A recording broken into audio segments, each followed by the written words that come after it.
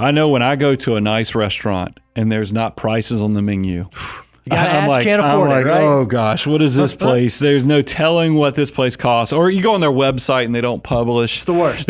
What their costs are. You're like, oh, this is not good. So there obviously has to be a cost for somebody to get all this. Can you walk us through the different versions or the different structures you might pay if you were paying a fee for a financial advisor? So when it comes to financial advisors, there are really three main fee structures, three different ways financial advisors get paid. The first is the commission side, and these are more sales-based positions. This is someone who gets paid based on a product that they're selling. So rather than you, the client, paying them, there's some third party, the company they work for or the company they represent, that is paying them a commission, and it's a sales-based role generally.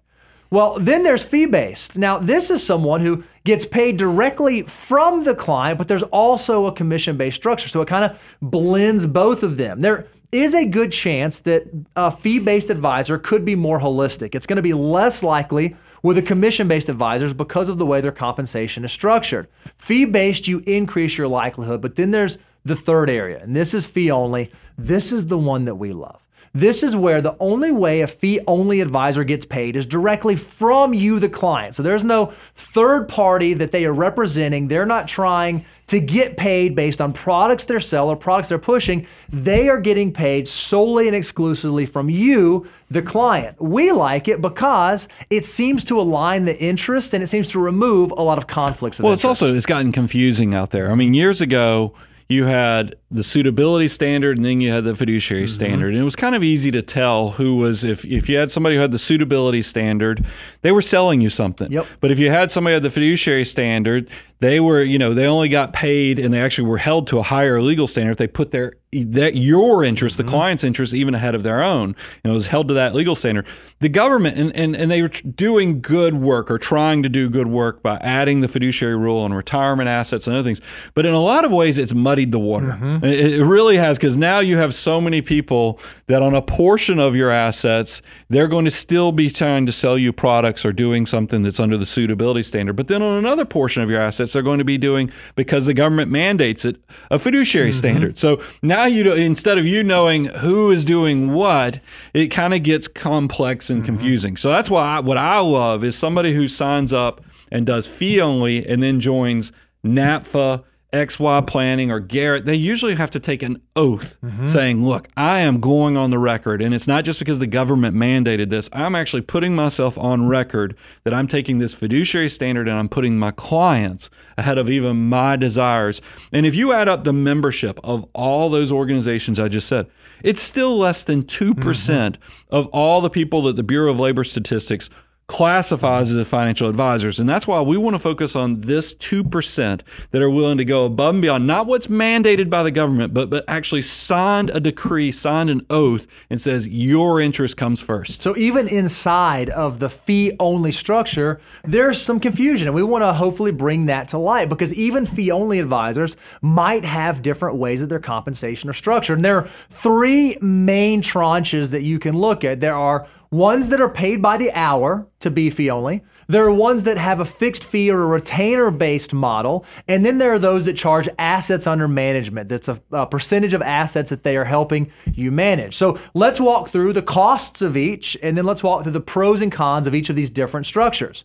So for hourly advisors, the cost for an hourly plan is generally going to be somewhere between $200 to $400 per hour. You'd say that's probably in line with what we've seen out there in the marketplace. Yeah, that's pretty reasonable. The benefit of hourly is it's probably one of the lower cost solutions when it comes to getting a holistic advisor. You're going to kind of know exactly what you're getting into. If they're going to work for you for 6 hours or for 8 hours to help you develop a plan, you're going to pay for that. That's probably going to be the lowest cost financial advisory solution. Agreed? Yeah, and it is great for those one times, because like I told you, there's a part of my career where I had a very successful individual hired me to fix some problems that he had. Definitely fell into that mechanic category. So now let's talk about some of the cons. One of the cons is this can often be a very transactional relationship. Rather than building an ongoing, in-depth, intimate relationship, it's going to be based on a project basis. Hey, I'm going to work with you by the hour, and when you have a problem or when you have an issue, that's when I'm going to be thinking about you. And there may be an incentive for them to be very transactional, much less relational. Yeah, I don't mind, because I look back on that client that hired me. that's where his need was, because he was primarily very illiquid in real estate. He needed somebody to fix his situation on the estate side. He needed somebody to fix, his risk profile with all these cars and so forth. I think that's what he needed. And I met him where he was, and I love that this is out there.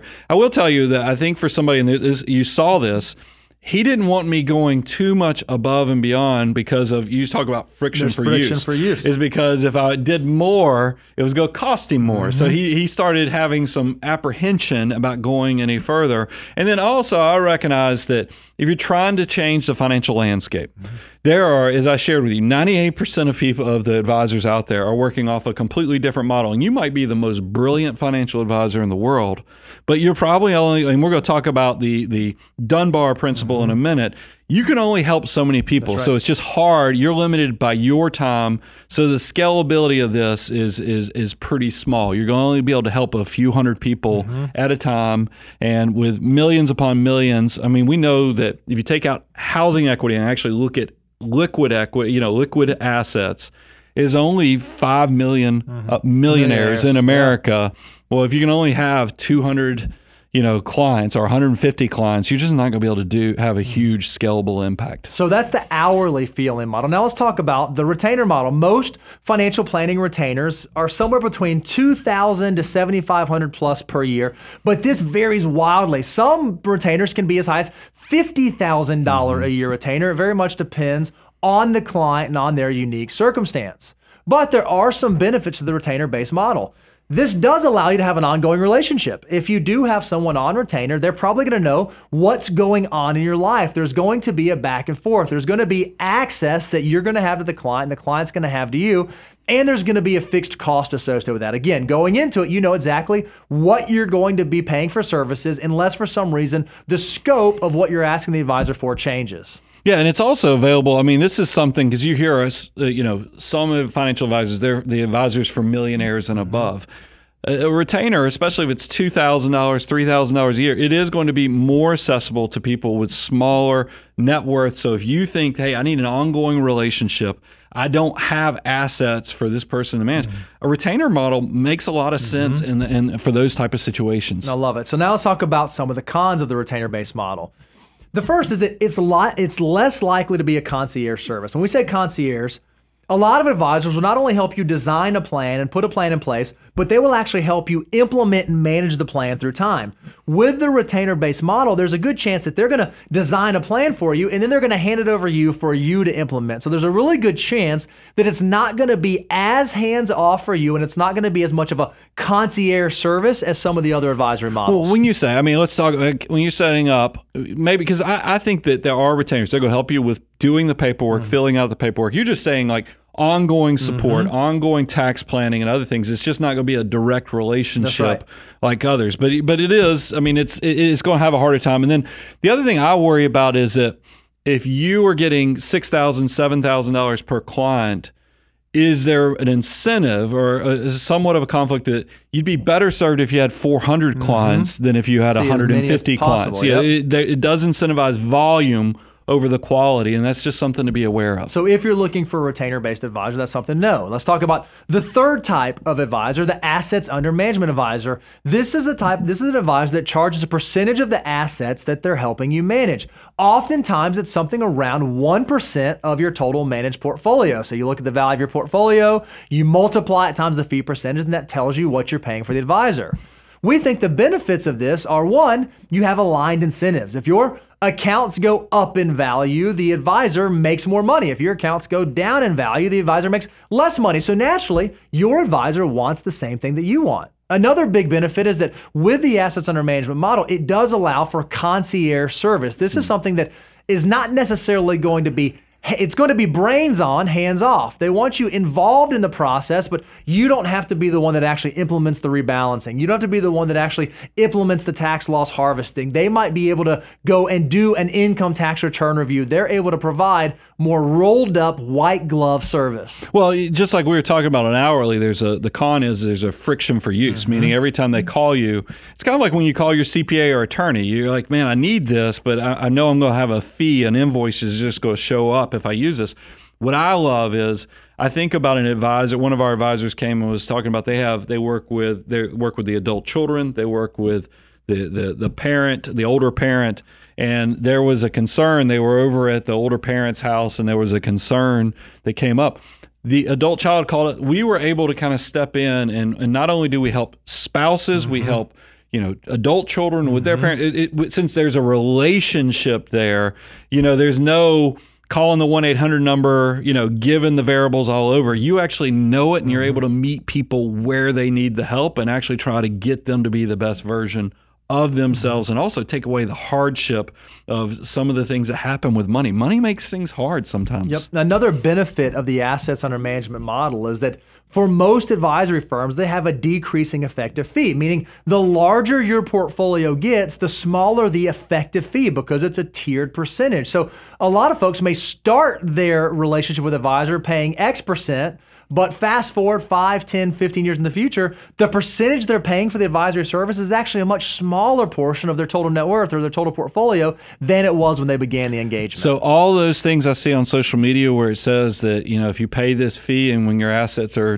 $10 million, you're not really paying 1%. Buckle up. We're going to get there. Okay. Buckle up. We are going to go through that. Let's talk about some of the negatives of the assets under management model. The first is, and you hear this, these types of advisors tend to focus on higher net worth individuals and higher net worth clients. And in my experience, that's true. Most asset advisors will have some sort of asset minimum that they work with. This is exactly why I started this show. Realize I knew I had a high minimum. I knew I was only working with certain people. And in 2006, I was like, hey, I'm going to start giving people free education so they can be better with money, because this shouldn't be something just for rich people. This should be something for everyone, so that the younger version of myself would have had a shortcut to do this. We've tried to do that so that we can cut the corner off of that con, and that's the abundance cycle. Is when you reach that success, hey, maybe you'll think about who planted all those seeds.